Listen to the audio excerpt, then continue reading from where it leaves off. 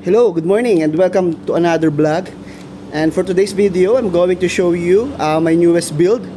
This is the Q1 Pro. So this unit is the Fiido Q1 Pro. So this is the new frame that is modified in Dubai. So as you can see, it is already equipped with an extender, so you don't need to buy an additional extender. And this is a modified Q1 frame, so you can buy this as is. So it has an adjustable seat, so you can adjust this seat like this one. So see, you can choose the height of your seat.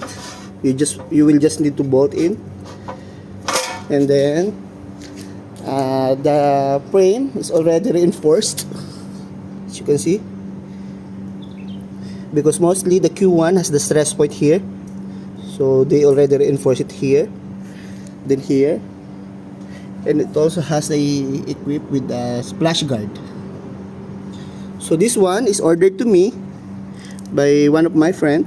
So this is the full specs. So we put a Miroka hydraulic brakes, Light Pro hand grips, Light Pro sealed bearing, JOOD stem.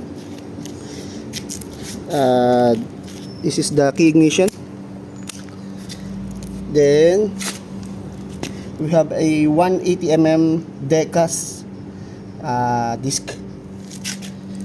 Then our tire is CST Rhino.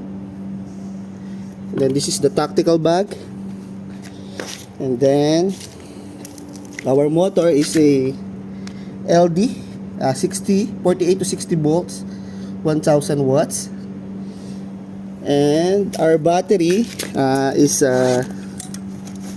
personally built by me. This is a 52 volts 45 Ah Tesla battery 21700. And then we have a shocks, front shocks, and then that's it. Fiido seat, and then you have my custom emblem here. So basically this is the new Fiido Q1 Pro. This is also custom painted by me. This is a chameleon green color. So very nice Fiido.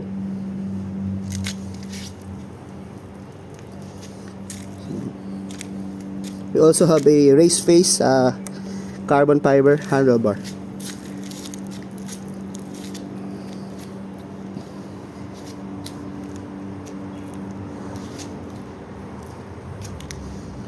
So if you want to order one, just message me on my Facebook page, and then I will build a custom battery and everything for you.